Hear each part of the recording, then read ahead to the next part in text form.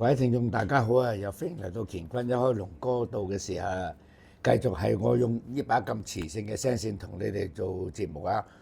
今集咧我就請到一位咧就施小姐，做佢上嚟同我哋分享一下佢自己嘅即係身心嘅感受。因為事緣咧就係施小姐咧就經朋友介紹啦，因為我 check 咗佢係魂魄唔齊嘅，但係魂魄唔齊係我呢個講嘅啦。咁就係如果坊間咧有多啲醫生，譬如就話頭佢或者估佢就係驚恐症啊，或者思覺失調啊，或者抑鬱啊各樣嘢，所以就好多嘅病徵，即係睇落去就係好似係嗰種病咁。跟住其實咧就魂魄唔齊咧，因為喺佢科學上角度就冇噶嘛，所以最好就係請到當事人而家上嚟，即係親身講解下佢自己嗰種經歷係乜嘢點樣咯。啊，小姐姐好啊，多謝晒你上嚟講下你親身嘅經歷啊，即係狀況睇醫生個情況，同埋睇咗神醫之後嘅狀況有乜分別啊？各樣嘢。好，咁我呢個醫生判斷嘅驚恐症咧，就由沙士嗰陣時咧就係出現嘅。哇！即係幾年前係啊，沙士03年啊嘛，沙士係啦，沙士啊，係啊，好耐咯，到而家20年㗎啦。我仲以為係最近嘅個 corona 添。係啦，2003年嘅到依家，咁其實呢20年裏邊咧都一直有食藥嘅，咁食咗好多年係啦，食咗好多年廿幾嘅，但係咧即係食藥都係唔好㗎啦，即係無論佢幾輕嘅劑量都好啦。咁其實我自己都感覺到，即係唔想食藥嘅，跟住都嘗試過自己咁樣去停藥啦。但係其實停咗藥之後咧，又好似唔係好得，跟住又再食翻啦，跟住再去睇醫生啊，睇咗近期嗰個醫生啊，你唔使食呢3隻㗎啦，你又淨係食1隻藥都 OK 啦。誒個人又好似開心咗喎，因為有減少量係啦，好似好啲喎。食食下。好似又唔得喎，點解食咗搭車或者搭飛機嗰陣時都仲係驚咧？哦，即係驚搭車搭飛機。係啦，其實就係處於一個多人嘅地方啦，或者一個密室嘅時間咧，嗰個症狀咧。即係如果行街多人咧？OK 嘅，係個密室環境，譬如地鐵啦，空曠啲。係啦，封閉嘅就唔 OK 啦。地鐵啊、飛機啊、火車啊啲，總之就會係諗好多。未答已經諗定先啦，總言之就一路驚咁樣樣。嗰輪好似食咗藥唔得喎咁樣，咁機緣巧合之後啦同朋友傾偈咁樣，呢個時間呢位師傅龍哥翻嚟香港喎，咁快啊！即刻係啊！佢平時唔喺香港㗎，挪威。我話乜嘢嚟㗎？即係我平時都冇去即係睇呢啲所謂係玄學上嘅嘢啦。有病我覺得睇下醫生咯，會唔會係醫生就係話驚恐症啊嘛咁樣，食咗藥係 OK 嘅，舒緩到嘅。但係其實你一唔食都係唔得㗎啦，都要 keep 住食咁樣啦。同埋有副作用，驚你越食越重。係啦，我自己都知嘅，係啦，都知呢個唔係好咁，但係唔食又唔得，咁亦都冇方法啦。咁我話佢話嗱，佢咧有個 YouTube 啦，或者咩嗰啲你可以自己上網睇下個資料先。咁我話係啦，我都睇下咩嚟先啦，好驚啊呢啲嘢。咁我就去睇咗先嘅。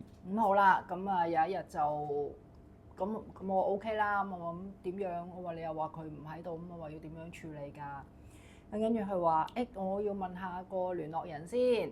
睇下佢翻咗嚟未，或者睇下佢幫唔幫到先啦。我話我好啦咁樣，我話要俾個名同出生年月日嘅。我話咁樣，我話係咪咩時辰八字嗰啲？冇喎，佢淨係話名同出生年月日咁樣。咁咪俾佢啦嚇。時辰八字話根本都唔需要嘅。係啊，我就問我朋友，你咪漏咗問我時辰八字啊 ，send 埋俾你啦。唔使啊，唔使即係坊間嘅傳統就有時辰八字，咁我哋呢班新潮派啊嘛，所以唔需要時辰八字嘅。係啦，咁佢話唔使，咁咪唔使咯。咁跟住佢就好快就覆我喎。喂，龍哥度覆咗嚟啊，話你魂魄唔齊啊。我話吓？咩㗎魂魄唔齊？係啦，唔識，真係唔識。我話咁點啊？佢話。龍哥會翻嚟香港，咁就要預約個時間啦。不如你自己即係上去了解下啦，睇下幫唔幫到你先啦，咁啊陪埋我去咁樣。我係好啦咁樣，因為我呢個朋友都 OK 嘅，即係做嗰啲嘢都唔係亂搞嗰啲。即係信得過呢個係啦，我朋友。又睇過咗阿咁呢個龍哥你朋友識唔識龍哥嘅咧？識嚇，又識㗎？好求助個案之一嘅，係啦。咁我又睇過龍哥啲片啦，咁我覺得啊都好啦，咁啊上去啦，係啦。咁就遇到龍哥同龍嫂啦嗰日，係啦。咁就當然就龍哥就幫我。即係佢話檢查下啦嚇，睇下有啲咩嘢，check 下個身體狀況啦，嗰樣嘢。係啦，check 下身體狀況啦。咁龍哥居然係話：誒魂魄唔齊喎，咁就調教。咁好啦，調教咗之後咧，其實我自己感覺咧嗰一下咧，第一個人覺得實在咗咁多嘅，係啦，就係咁咯，嗰個感覺就好似啲嘢實淨咗。係啦，成個人好似〜企嘅人都可以企直咗少少，講嘢大聲啲啊！係啦，講嘢又好似大聲啲，對眼又好似擘得大啲，精神啲咁樣樣咯。嗰一下係第一次嘅調教之下嘅感覺，係啦。咁你話當中調教咁，好似我聽到阿龍哥就話咩喺邊度，唔知走咗邊度，係啦。咁我又當時即係我自己。唔係聽到好清楚啦，因為我諗哇好驚喎，又唔知要整啲咩咁，我又冇乜好在意聽佢話去咗邊，所以其實我唔知去咗邊，亦都冇再問龍哥。總言之，佢話幫我揾翻，嗰一下我覺得個人係舒服咗嘅，就係咁樣啦。實淨咗咯。係啦，因為即係坊間都知道每個人有三魂七魄噶嘛，咁即係講我永遠都講呢啲係命啦，或者當事人本身有個劫冇化咗，咁咪叫應劫咯。咁人係靠嗰三魂七魄噶嘛，咁如果魂魄走咗，所以俗稱咁你又俾人家睇醫生啊，咁醫生話頭你魂魄走咗，你個人嘅或者控制力啊、專注力啊，總之好多嘢都唔可以以常人嚟推測噶啦。咁通常醫生一睇咧就梗係話或者思覺失調啊，即係冇嗰樣你又諗咗嗰樣，呢樣冇嘅你又驚嗰樣嘢。咁同埋因為佢即係醫學上嘅角度，佢唔會話信你玄學上鬼怪嘅嘢噶嘛。咁佢哋俾個反應佢嘅，咁佢就認為係嗰種病症。咁佢通常一般咧，即係難聽講句，就當精神病咁醫咯。佢哋一入咗嗰科就當精神科去醫，佢係全部唔理鬼神嘅嘢噶嘛。咁如果精神科嘅嘢，佢只不過開啲或者鎮靜藥啊各樣嘢，即係等你嗰個神經唔好話亂高高低低，佢係要俾你撳低平靜落去嘛。咁其實人嘅正常嘅即係話頭，你一定要活動噶嘛，能量你一定要喐噶嘛。咁佢調翻轉就係唔想你哋喐動咁多，咁俾你哋嗰個腦筋思維平靜落嚟。即係難聽講句，佢醫生唔係話一定要醫好你，而係即係你唔發神經，佢就當贏咗噶啦。即係打嘅，總之你唔好發神經，唔好做傻事，唔好做錯嘢，或者你吽吽豆瞓醒等食飯瞓覺食飯，咁啊平靜落嚟咧，佢係當幫到你噶啦嘛。咁但係人都知食藥又有副作用，咁同埋嗰個抗藥性，你今年或者食一粒，下一年就兩粒，咁一路加落去啫，變咗你或者睡眠嘅質素，你自己嘅思維咪依賴咗嗰啲藥物咯。所以成世都要食噶啦。所以調翻，如果我幫人咧，當然啦，又俾人睇醫生啦，咁我就唔主張人哋或者譬如話食醫生嗰個藥睇咩病，即係病情嘅狀況。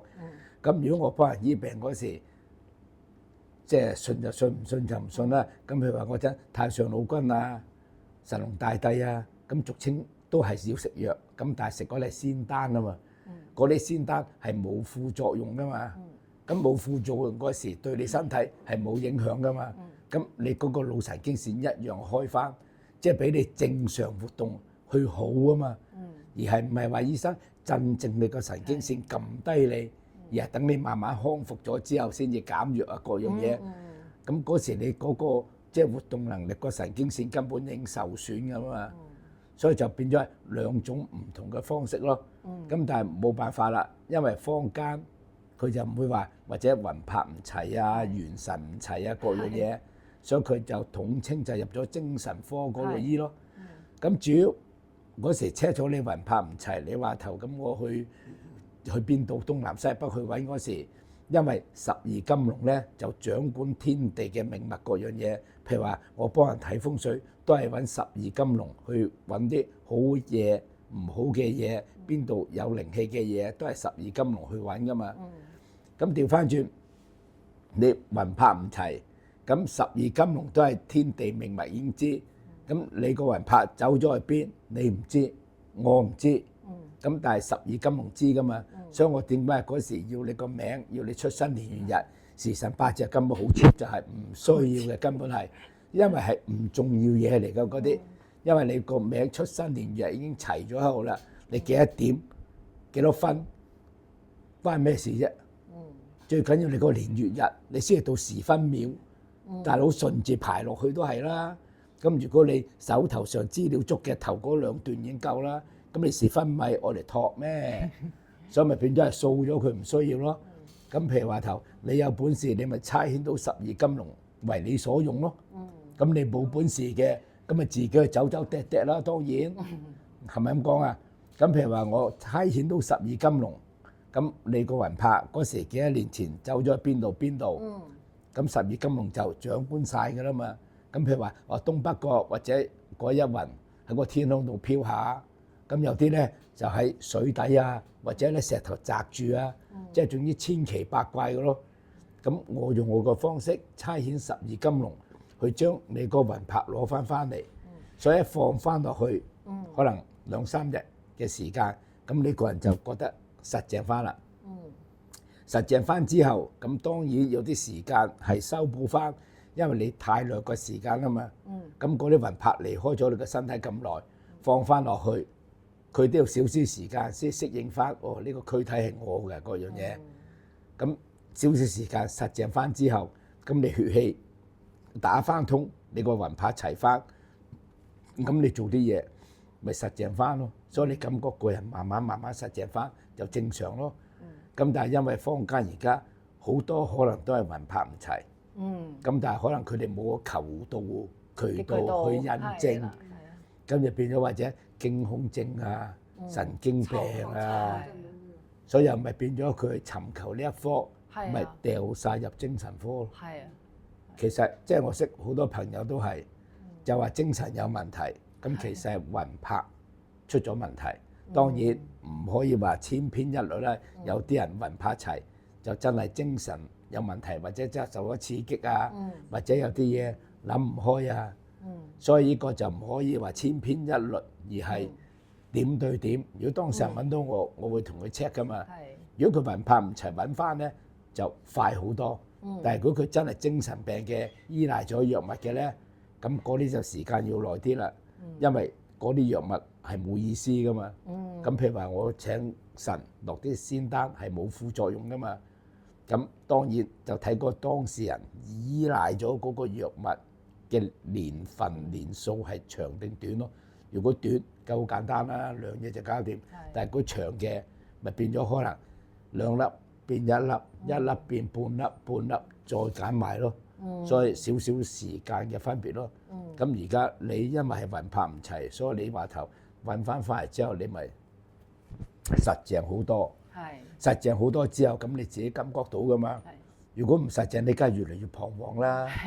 咁如果你越嚟越實淨嘅，咁你個心咪定好多，咪俾佢一路行一路行。所以話初可能太耐，藥物都要食少少，即係你只不過俾自己安心啫。其實就可以減埋佢就得㗎啦，嗰樣嘢。咁你自己俾自己個信心大啲，完全都冇問題應該。9萬個放心，9萬放心，唔使驚。龍哥喺大廳，有龍哥呢句説話就放心啦，係啦，所以即係遇到龍哥都咁，因為身體係你噶嘛，個感覺係你自己先清楚，旁人都唔清楚噶嘛。係啊，所以呢個情況我都係嘅，都係即係喺香港我都見好多人都會去尋求嗰個精神科，係咁當然即係好似咁講咧，有病睇醫生先係啦。咁如果即係有另類嘅尋求嘅話咧，有緣嘅話就可以去尋求下三仙堂啦，睇下有啲咩意見可三仙堂以俾到。冇嘅，冇意見。三仙堂係做慈善嘅啫。睇下有冇啲咩意見去俾到大家三仙堂係參考下。派啲福袋俾啲長者啊，做慈善機其實我第構一次過嚟嘅。嚟都係諗個心態，唔係做生意嘅唔係心態三仙堂係第三仙堂咧，我都係捐錢，係啦，即係捐錢。呢個心態好，我最中意真係。係啦，即係人道善事。公公婆婆多謝你哋。